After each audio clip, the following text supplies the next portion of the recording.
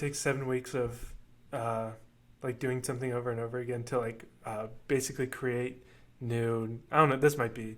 I didn't hear this from a scientist, so I don't know if this is true. But it basically takes 7 weeks if you do it every day to make or break a habit. So if you're trying to like quit smoking or something, like you'd have to do it for 7 weeks before it, like you don't have any more desire to keep smoking. Or if you want to start a habit, like if you do it for every day for 7 weeks, then it becomes effortless. You just do it like it's second nature. It comes second nature. And they touch on that because there's different studies out there, and it depends on the habit, and it depends on how complex the habit is. So if you want to stop smoking, that might be a longer time to go than somebody who wants to create a habit of, saving $50 a week into their investment account, because that's easy. That's just me pressing a button and transferring $50. But smoking is that everyday urge, every minute urge to how do I resist? I wish I knew where I heard this as well. But they say the reason quitting smoking cigarettes is so hard is because it's like breaking 3 habits at once. So it's basically because it's like it relieves anxiety. A lot of people like do it to relieve anxiety. It's like the chemicals are actually relieving the anxiety. And then it's the same concept of like a fidget spinner, like the process of like dunk dunk and like pulling out a cigarette, lighting it, like that process is kind of like the same thing like a fidget spinner does, where it just gives your hand something to do. Mm-hmm. So that's 2 habits. And I forget the third one, but they say that's why like smoking is especially difficult to quit. Well, and I could tell you this as somebody who has used tobacco before, not smoking, but it's tied to an activity. That might be the third one. That might be the third one. Yeah. So maybe you're out mowing the lawn and you've got that urge to put a cigarette in. And every time you answer the phone because you're talking to somebody, you put a cigarette in. And that's the other thing to break is how do I divorce myself from linking that habit to smoking? Maybe I believe that's actually the third one. Because like a lot of people do it when they're like drinking their coffee or like drinking whatever, or drinking beer or something.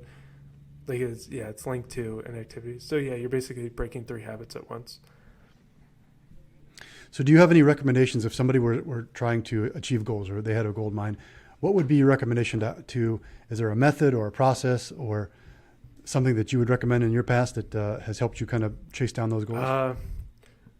I think the biggest thing that might be unique, because I could give you the stuff that like Google would tell you if you searched it, but I think the one thing that I can offer that's unique is don't kid yourself. Like you know whether you actually care about that goal or not. And I guess I can kind of give a good example. So, like I play like chess, right? So, and it's something that I actually like practice and try to get better at. But I'm never gonna put in the amount of effort that it takes to be like a grandmaster in chess. I don't care about it that much. So don't make a goal like I'm gonna be a chess grandmaster when you know for a fact that you don't care about it that much and you're not gonna put in that time. That'd be good. So like if like it kind of ties back into like what you said about like with weightlifting, it's like because I want to be healthier. It's like I don't know if that's strong enough. So it's like even if it's something like more in vain, where it's like I want to work out more or I want to lose fat or whatever, just because I want to look better. It's like if that's the actual reason, then say that's the actual reason. Like don't kid yourself and be like I want to have lower blood pressure. It's like unless you actually care about that, like don't say that, because it's like you'll never. It doesn't give you that oomph behind the goal that'll take you to completion. No,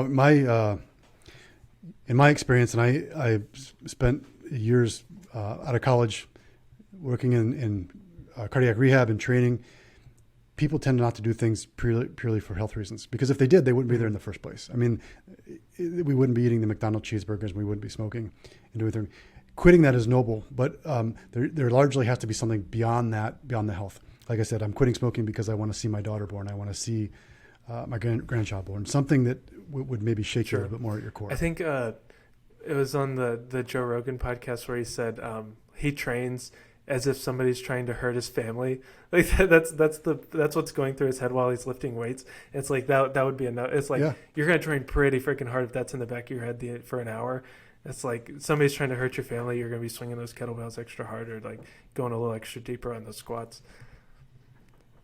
So there's somebody who's listened to this podcast and they're into weightlifting, and they had asked me what was they wanted to get better at the bench press. And so for my size in college, I always had a relatively high bench press to my size. And they had asked, what did you do? What was your technique? And since probably high school, senior year of high school, every time I would bench press, I would have the same thought in my head before I did that. And it was that Michael Jordan, I didn't create it, it actually existed, but it was something that, like Joe Rogan's talking about, which infuriated me. And I wasn't going to allow that to be. Yeah, it's good. I like it.